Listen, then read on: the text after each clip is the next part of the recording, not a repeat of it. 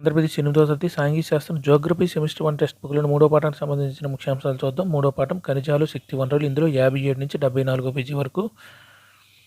సహజంగా రాతి పొరల మధ్య లభించేది పెట్రోలియం. సహజంగా రాతి పొరల మధ్య లభించేది పెట్రోలియం. తీర ప్రాంతాల్లో సముద్రం నుండి చమురు క్షేత్రాల నుండి దీనిని వెలికి తీస్తారు. పెట్రోలియం. తీర ప్రాంతాల్లో సముద్రం నుండి చమురు క్షేత్రాల నుండి దీనిని వెలికి తీస్తారు. పెట్రోలియం. పెట్రోలియం ఏ కర్మాగారాలకు పంపుతారు? చమురు శుద్ధి కర్మాగారాలకు. పెట్రోలియంను ఏ కర్మాగారాలకు పంపుతారు? చమురు శుద్ధి కర్మాగారాలకు. పెట్రోలియం నుండి ఏ ఉత్పత్తులు తయారు చేస్తారు? డీజిల్, పెట్రోలు, కిరోసిన్, మైనం, ప్లాస్టిక్ కందెనలు మొదలైనవి.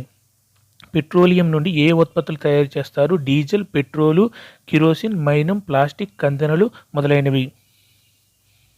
పెట్రోలియం వాటి ఉత్పత్తులు చాలా విలువైనవి కాబట్టి దీనిని ఏమంటారు? నల్ల బంగారం. పెట్రోలియం వాటి ఉత్పత్తులు చాలా విలువైనవి కాబట్టి దీనిని ఏమంటారంటే నల్ల బంగారం. ముఖ్యమైన పెట్రోలియం ఉత్పత్తి దేశాలు Iran, Iraq, Saudi Arabia, Qatar మొదలైనవి. ముఖ్యమైన పెట్రోలియం ఉత్పత్తి దేశాలు Iran, Iraq, Saudi Arabia, Qatar మొదలైనవి. ఇతర ప్రధాన ఉత్పత్తిదారులు అమెరికా, రష్యా, వెనుజులా, అల్జీరియాలు. ఇతర ప్రధాన ఉత్పత్తిదారులు అమెరికా, రష్యా, వెనుజులా, అల్జీరియాలు.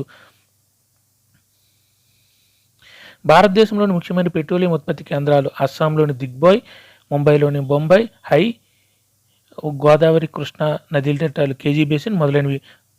భారతదేశంలోని ముఖ్యమైన పెట్రోలియం ఉత్పత్తి కేంద్రాలు అస్సాంలోని దిగ్బాయ్, ముంబైలోని బొంబాయి హై, కృష్ణా గోదావరి నదీ డెల్టాలు, కేజీ బేసిన్ మొదలైనవి. పెట్రోలియం అనే పదం ఏ పదాల నుండి వచ్చింది? పెట్రాఓలియం. పెట్రోలియం అనే పదం ఏ పదాల నుండి వచ్చిందంటే పెట్రాఓలియం. పెట్రాఓలియం అనేవి ఏ భాషా పదాలు? లాటిన్. పెట్రాఓలియం అనేవి ఏ భాషా పదాలు? లాటిన్. పెట్రా అంటే రాయి, ఓలియం అంటే నూనె. మొత్తంగా పెట్రోలియం అంటే ఏమని అర్థం? రాతి నూనె. పెట్రా అంటే రాయి, ఓలియం అంటే నూనె. మొత్తంగా పెట్రోలియం అంటే ఏమని అర్థం అంటే రాతి నూనె. పెట్రోలియం నిక్షేపాలతో కలిసి లభించేది సహజవాయువు. పెట్రోలియం నిక్షేపాలతో కలిసి లభించేది సహజవాయువు. ముడి చమురును బయటికి తీసిన తర్వాత ఏమి విడుదలవుతుంది? సహజవాయువు. ముడి చమురును బయటికి తీసిన తర్వాత ఏమి విడుదలవుతుందంటే సహజవాయువు. గృహ, పారిశ్రామిక ఇంధనంగా, విద్యుత్ ఉత్పత్తిలో ఇంధనంగాను, పరిశ్రమలు వేడి చేయడానికి, అదేవిధంగా రసాయన పెట్రోకెమికల్ పరిశ్రమల తయారీలో ముడి పదార్థంగాను, రవాణా, వంట ఇంధనంగా ఉపయోగించేది సహజవాయువు. సహజవాయువును అధికంగా ఉత్పత్తి చేసే దేశాలు America, Russia, Iran, Iran, Qatar, China, Canada, Australia. గృహ, పారిశ్రామిక ఇంధనంగా, విద్యుత్ ఉత్పత్తులు ఇంధనంగాను, పరిశ్రమలు వేడి చేయడానికి, అదేవిధంగా రసాయన పెట్రోకెమికల్ ఎరువుల పరిశ్రమలో ముడి పదార్థంగాను, రవాణా, వంట ఇంధనంగా ఉపయోగించేది సహజవాయువు. సహజవాయువును అధికంగా ఉత్పత్తి చేసే దేశాలు America, Russia, Iran, Qatar, China, Canada, Australia. భారతదేశంలో సహజవాయు నిక్షేపాలు అధికంగా ఎక్కడ ఉన్నాయి? ముంబై హై, కృష్ణా గోదావరి బేసిన్, అదే కేజీ బేసిన్, త్రిపుర, అస్సాం. భారతదేశంలో సహజవాయువు నిక్షేపాలు అధికంగా ఎక్కడ ఉన్నాయి? Mumbai high, Krishna Godavari basin, Tripura, Assam. Petroleum, diesel కంటే తక్కువ కాలుష్యాన్ని కలిగించే పర్యావరణ రహిత వాహన ఇంధనం. పీడనానికి గురి చేసిన సహజ వాయువు CNG, compressed natural gas. Petroleum, diesel కంటే తక్కువ కాలుష్యాన్ని కలిగించే పర్యావరణ రహిత వాహన ఇంధనం. పీడనానికి గురి చేసిన సహజ వాయువు కంప్రెస్డ్ నేచురల్ గ్యాస్ సిఎన్జి.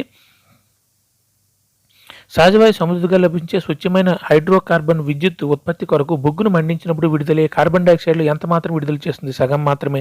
సహజవాయు సమృద్ధిగా లభించే స్వచ్ఛమైన హైడ్రోకార్బన్ విద్యుత్ ఉత్పత్తి కొరకు బొగ్గును మండించినప్పుడు విడుదలయ్యే కార్బన్ డైఆక్సైడ్లు ఎంత మాత్రం విడుదల చేస్తుంది అంటే సగం మాత్రమే. అదేవిధంగా బొగ్గు విడుదల చేసే కాలుష్య కారకాలు కేవలం ఎంత శాతం కాలుష్య కారకాలు మాత్రమే సహజవాయు విడుదల చేస్తుంది? 10%. అదేవిధంగా బొగ్గు విడుదల చేసే కాలుష్య కారకాల్లో కేవలం ఎంత శాతం కాలుష్య కారకాలను మాత్రమే సహజవాయు విడుదల చేస్తుందంటే 10% మాత్రమే. పునరుత్పాదక లేదా సాంప్రదాయేతర శక్తి వనరులకు సహాయకారిగాను, శిలాజ ఇంధనాలకు స్వచ్ఛమైన ప్రత్యామ్నాయంగా చెప్పబడేది సహజవాయువు. పునరుత్పాదక లేదా సంప్రదాయేతర శక్తి వనరులకు సహాయకారిగాను, శిలాజ ఇంధనాలకు స్వచ్ఛమైన ప్రత్యామ్నాయంగా చెప్పబడేది సహజవాయువు. ప్రపంచంలో జల విద్యుత్తును అభివృద్ధి చెందిన మొదటి దేశం నార్వే. ప్రపంచంలో జల విద్యుత్తును అభివృద్ధి చేసిన మొదటి దేశం నార్వే.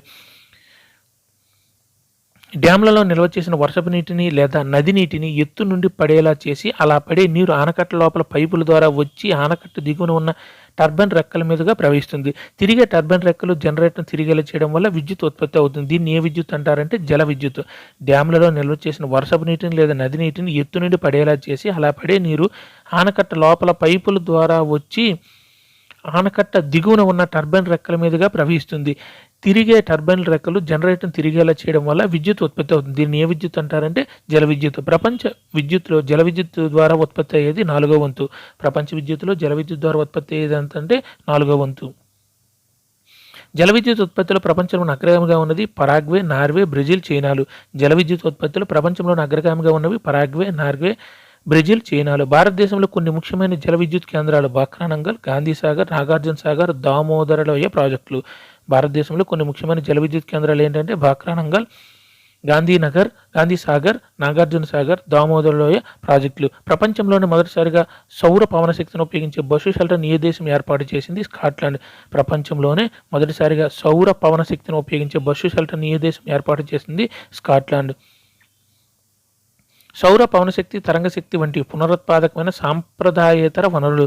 సౌరశక్తి, పవనశక్తి, తరంగశక్తి వంటివి పునరుత్పాదకమైన సాంప్రదాయేతర వనరులు. సూర్యుడి నుండి గ్రహించిన సౌరశక్తిని సౌర ఘటకాలలో నిల్వ ఉంచి దేనిని ఉత్పత్తి చేస్తారంటే విద్యుత్తును. సూర్యుడి నుండి గ్రహించిన సౌరశక్తిని సౌర ఘటకాలలో నిల్వ ఉంచి దేనిని ఉత్పత్తి చేస్తారంటే విద్యుత్తును.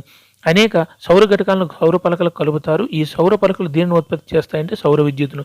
అనేక సౌర ఘటాలను సౌర పలకలకు కలుపుతారు. ఈ సౌర పలకలు దేనిని ఉత్పత్తి చేస్తాయంటే సౌర విద్యుత్తును. సలార్ జల విద్యుత్ కేంద్రం ఎక్కడ ఉంది? జమ్మూ కాశ్మీర్. సలార్ జల విద్యుత్ కేంద్రం ఎక్కడ ఉందంటే జమ్మూ కాశ్మీర్. పవనశక్తి, దాని యొక్క అనుకూలతలు కాలుష్య రహితం, ఒకసారి ఏర్పాటు చేసుకుంటే తక్కువ ఖర్చుతో విద్యుత్ ఉత్పత్తి, సురక్షితమైనది, శుభ్రమైనది. అదే పవనశక్తి ప్రతికూలతలు శబ్ద కాలుష్యం, గాలి మరల ఏర్పాటు, ఎక్కువ ఖర్చుతో కూడుకున్నది, రేడియో టీవీ ప్రసారాలకు అంతరాయం కలిగిస్తాయి, పక్షులకు హానికరం. పవనశక్తి, దాని యొక్క అనుకూలతలు కాలుష్య రహితం, ఒకసారి ఏర్పాటు చేసుకుంటే తక్కువ ఖర్చుతో విద్యుత్ ఉత్పత్తి, సురక్షితమైనది, శుభ్రమైనది. పవనశక్తి ప్రతికూలతలు శబ్ద కాలుష్యం, గాలి మరల ఏర్పాటు, ఎక్కువ ఖర్చుతో కూడుకున్నది, రేడియో టీవీ ప్రసారాలకు అంతరాయం కలిగిస్తాయి, పక్షులకు హానికరం.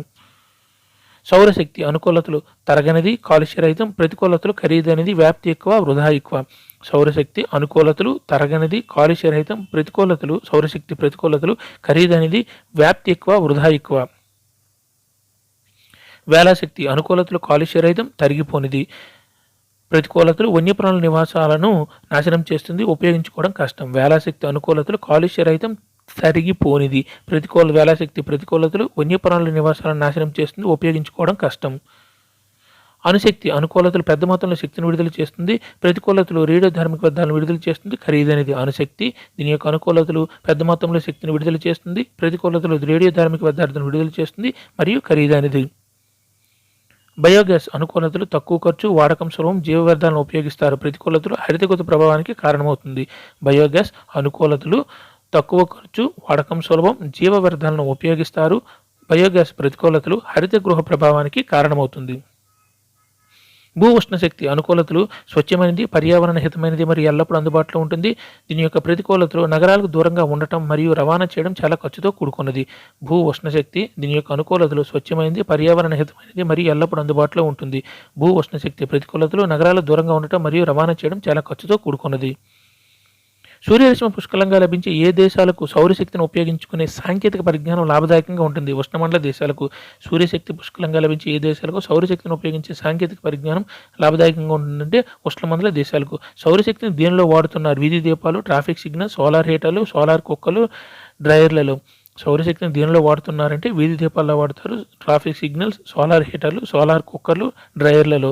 ఆధునిక కాలంలో జనరేటర్తో అనుసంధానం చేయబడిన దేనిని అధిక వేగంతో వీచే గాలులు తిప్పడం ద్వారా విద్యుత్తును ఉత్పత్తి చేస్తున్నారు? గాలిమరలను.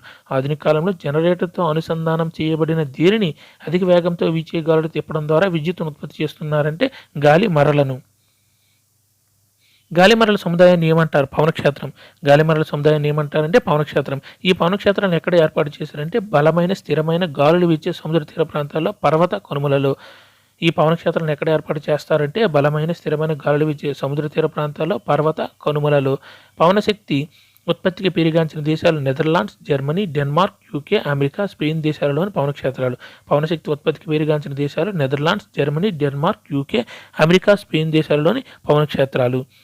స్వయం విభజన శక్తి లేదా రేడియో యాక్టివ్ సహజంగా కలిగిన మూలకాలైన యురేనియం, థోరియం పరమాణువుల కేంద్రకంలో నిల్వ చేయబడిన శక్తి నుండి ఏ శక్తిని పొందవచ్చు అంటే అణుశక్తిని. స్వయం విభజన శక్తి లేదా రేడియో యాక్టివ్ సహజంగా కలిగిన మూలకాలైన యురేనియం, థోరియం పరమాణువుల కేంద్రకంలో నిల్వ చేయబడిన శక్తి నుండి ఏ శక్తిని పొందవచ్చు అంటే అణుశక్తిని.